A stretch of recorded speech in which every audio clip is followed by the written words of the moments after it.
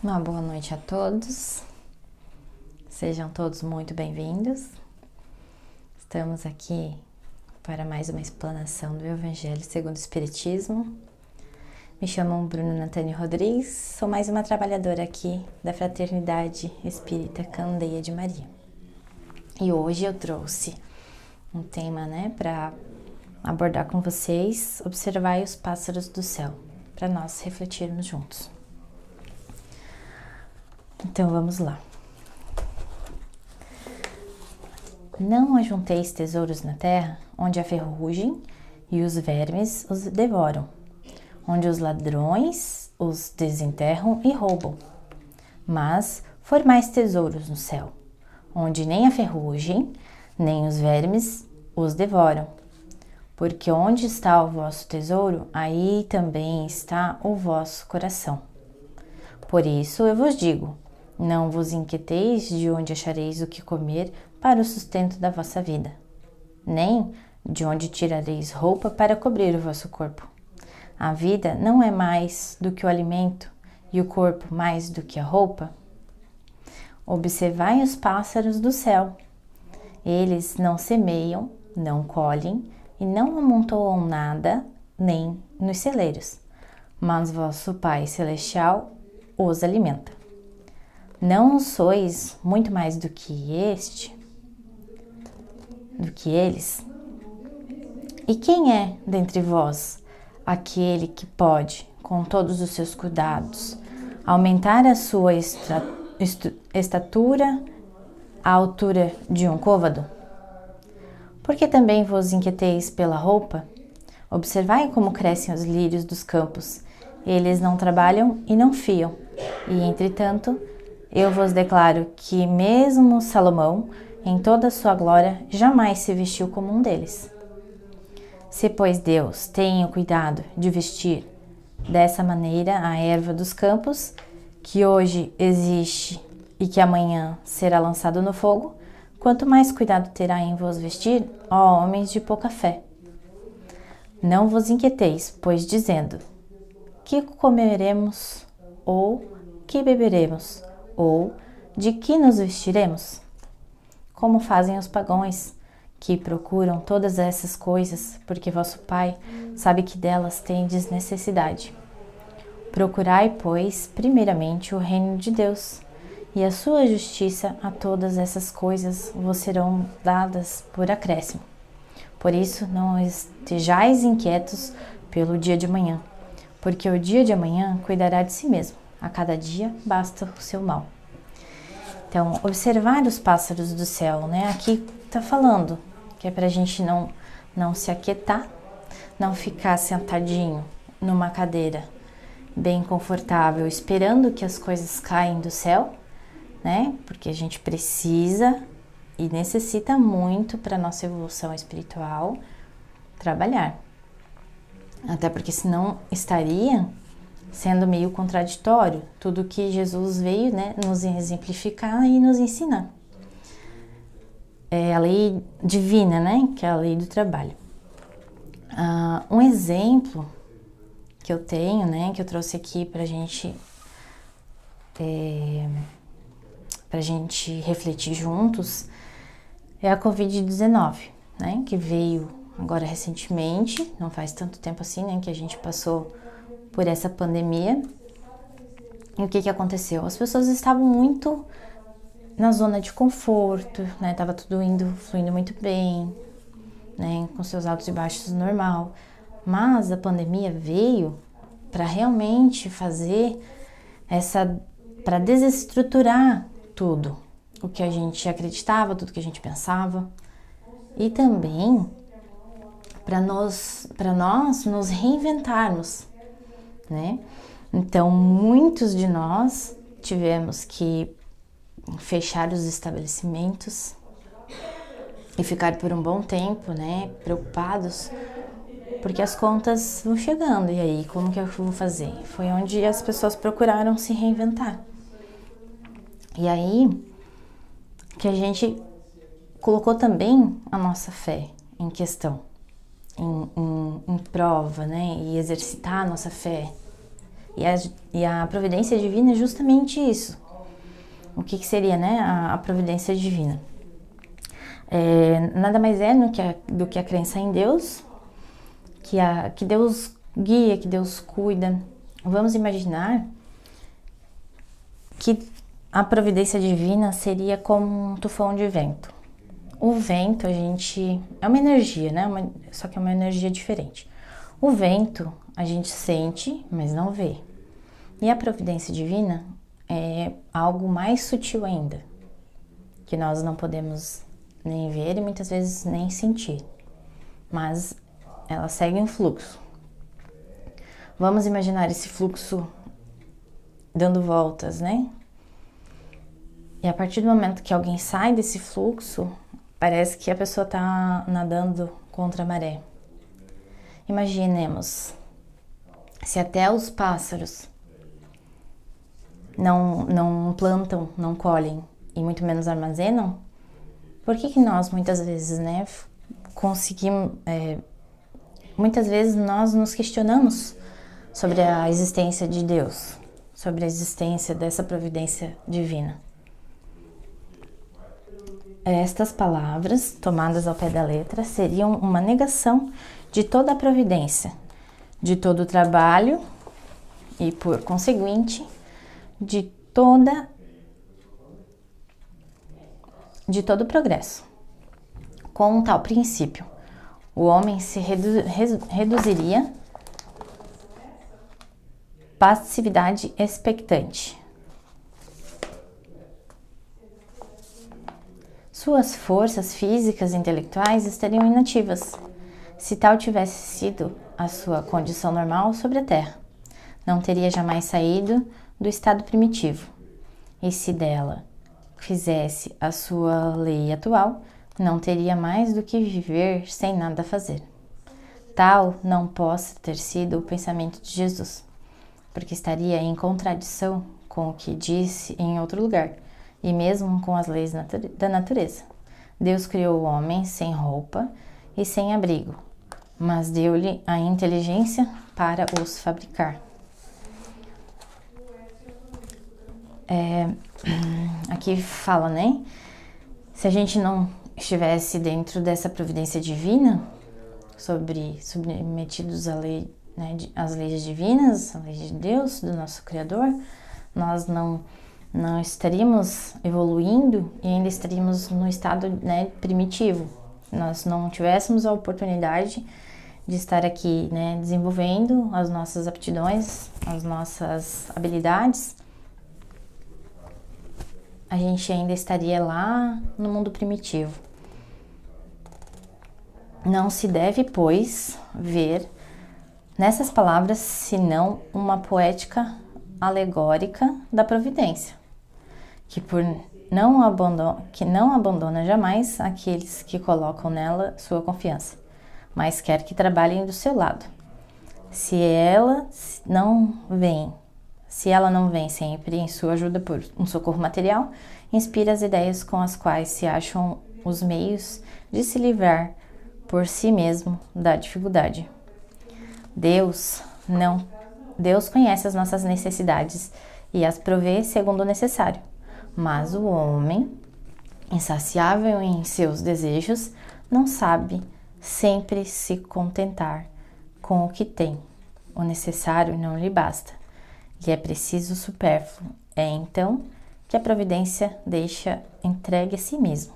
Frequentemente é infeliz por sua culpa e por ter desconhecido a voz que o advertia na sua consciência, e Deus o deixa sofrer as consequências, a fim de que isso lhe sirva de lição para o futuro.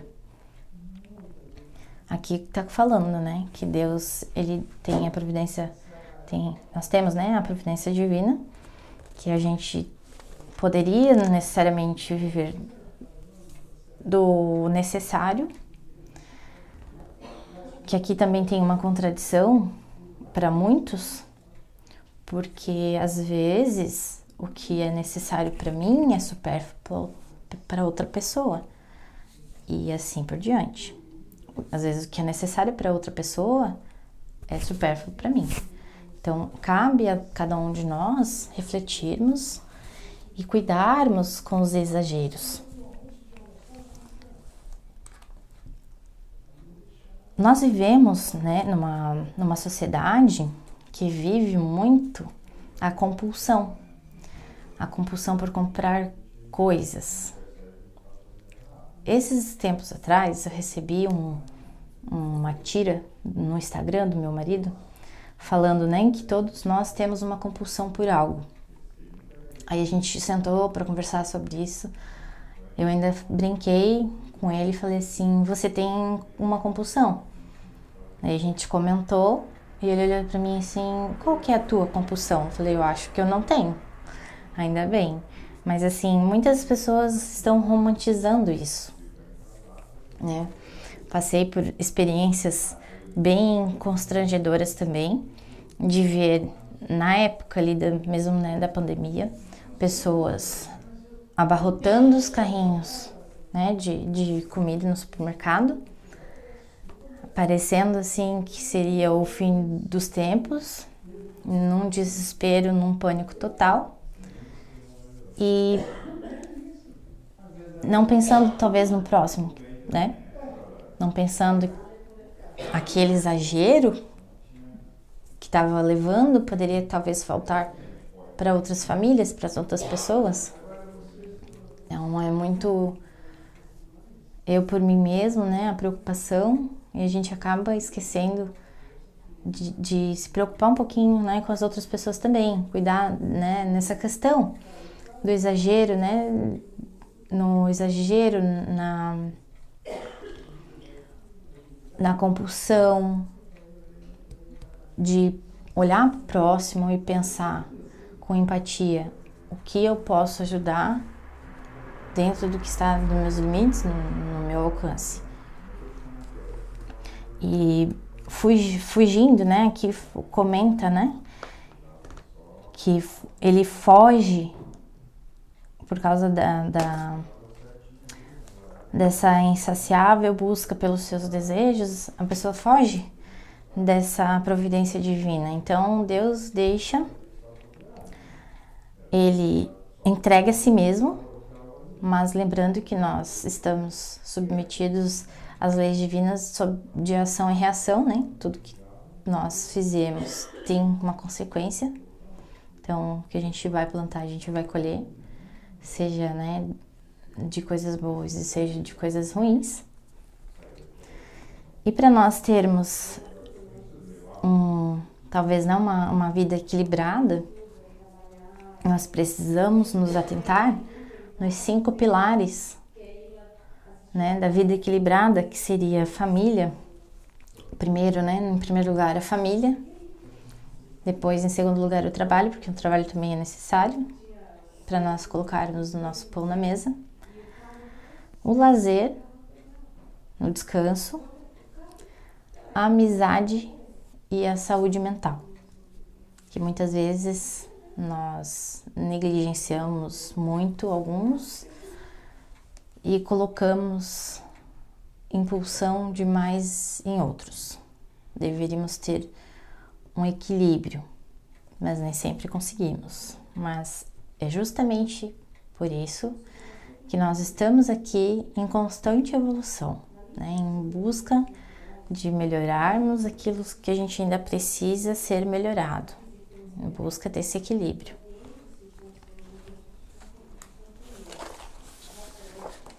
A terra produzirá bastante para alimentar todos os seus habitantes, quando os homens souberem administrar os bens que ela dá, segundo as leis de justiça, de caridade e de amor ao próximo. Quando a fraternidade reinar entre os diversos povos, como entre as províncias de um mesmo império, o supérfluo momentâneo de um suprirá a insuficiência momentânea de outro, e cada um terá o necessário. O rico, então, se considerará como um homem tendo uma grande quantidade de sementes.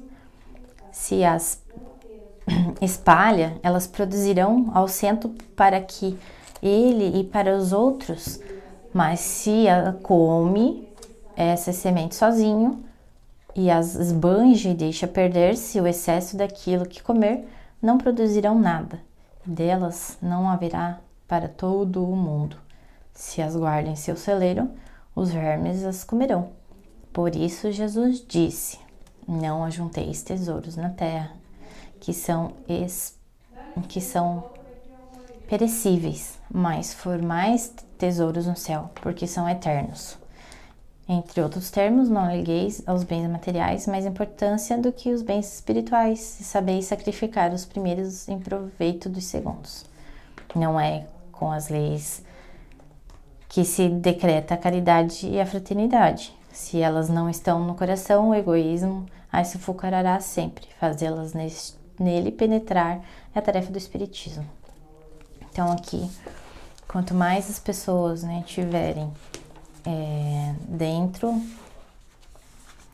da ganância, do orgulho, do egoísmo, que são as duas grandes chagas, né, da sociedade ainda, de não saber dividir, né, pelo egoísmo. Já presenciei também experiências de que a pessoa fala assim: não vou ensinar o próximo, porque senão ele vai tomar o meu lugar dentro da empresa. Isso é um pensamento um tanto egoísta, porque o sol brilha para todos. Todos vão se desenvolver, né, nas suas aptidões, e todo mundo precisa trabalhar. Aqui fala, né, sobre o rico, que ele tem a oportunidade, né, de espalhar as sementes, para quanto mais pessoas também plantarem, todos vão ter o que comer, todos vão ter, né, suficiente para comer. E se ele comer muito e guardar e deixar, né, para que os vermes corroam, aí é desperdício e vai faltar para muita gente. Então aqui também fala, né, Jesus, né, uma fala de Jesus que eu acho bem bacana, que ele enfatiza, né, que a gente não precisa juntar tesouros na terra, porque aqui não é a nossa verdadeira vida, e sim no plano espiritual. Então a importância de nós cuidarmos mais do autoconhecimento, da reforma íntima, de nós olharmos para nós mesmos com mais empatia também, de saber olhar os nossos defeitos e ver o que precisa ser melhorado. E sobre também ajudar os nossos irmãos, o nosso próximo. Dar de graça aquilo que recebeste de graça. Então, a verdadeira vida é no plano espiritual. Que nós possamos, né, que nós conseguimos fazer essa nossa reforma íntima, nem que seja um passinho, né, de formiguinha, um pouquinho a cada dia, mas que nós conseguimos fazer, né, um propósito para nós mesmos, de buscar ajudar o próximo dentro da caridade, buscar esse amor, né, que a gente sempre fala que é o amor de Deus, dentro de nós, primeiramente, e para com o próximo. Espero que eu tenha trazido uma boa reflexão, não só para vocês, como para mim também, que a gente também tenta colocar muitas coisas em prática, às vezes falha, às vezes a gente acerta, mas é errando que a gente aprende. Muitas vezes mais errando, né, do que acertando. Uma boa noite a todos, fiquem com Deus.